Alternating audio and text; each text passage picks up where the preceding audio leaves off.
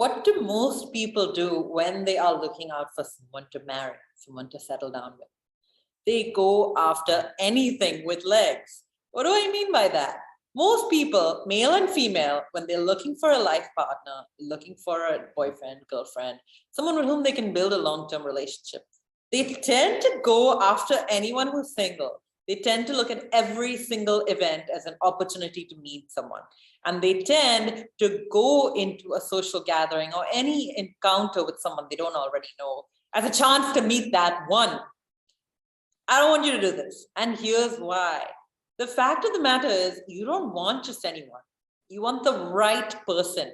And this approach of just targeting anyone who's single, anyone who might be interested in you, is not the approach that works when you're trying to attract a very specific kind of soulmate.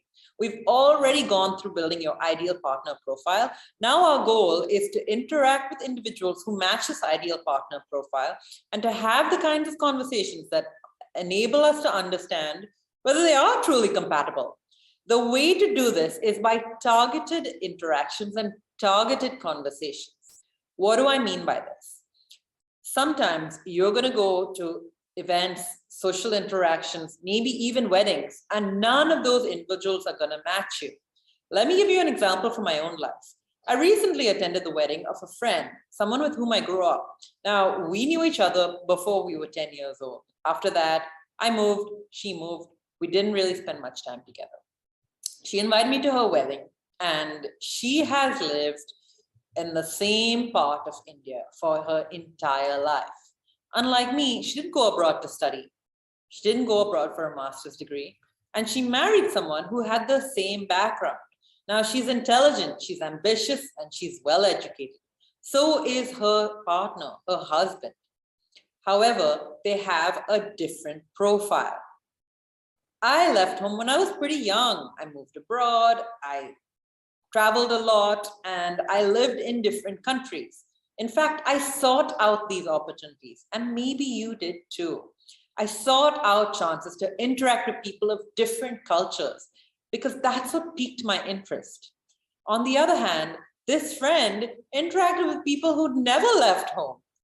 When I went to her wedding, although it was an opportunity to interact with many different people who are intelligent, well educated, and attractive, none of them fit my ideal partner profile. In fact, 100% of them didn't even come close. They didn't speak any foreign languages. They hadn't lived away from home. They hadn't traveled very much. And worst of all, they weren't even interested. Now, it doesn't matter what your past was like. We're focused on what kind of future you want with your wonderful life partner by your side. You want to be vigilant about the kinds of individuals you're interacting with and bear in mind that ideal partner profile you've already gone through and created because it serves as a guiding light for us as we're deciding who might be husband or wife material. Now, when I went to this wedding of my old childhood friend, I had a lovely time. I enjoyed myself. The food was great. We danced a lot. But I didn't meet a single person who matched my ideal partner profile. And in fact, I couldn't really imagine myself living the life that most everyone at that wedding did. I couldn't really relate to any of them, and vice versa. They couldn't relate to me living in France, and they didn't really get why I'd left home. They didn't get why I lived outside India, the country where I was born and where I grew up.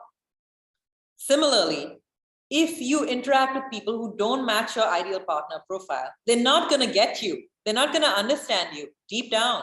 And you are going to end up a little bit frustrated. You're going to start wondering, well, I like them. They like me. We're having a nice conversation, but that's it. It's not meaningful. It doesn't go further than that. And I'm here to tell you with gentleness that it cannot. You guys don't share the same goals in life. End of story.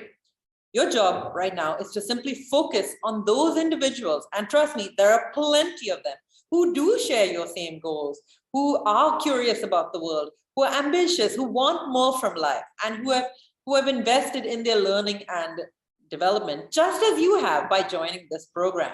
You've taken so many steps to get to where you are today, eager to learn, ready to implement, and excited to build this beautiful soulmate relationship. You're going to attract individuals both as partner possibilities and as friends who are on your wavelength. And your goal is to focus on those individuals. Remember, if you're wondering, who are these people? Go back to your ideal partner profile. It's all there for you. I didn't write it down. You did. You have put in the work. Congratulations.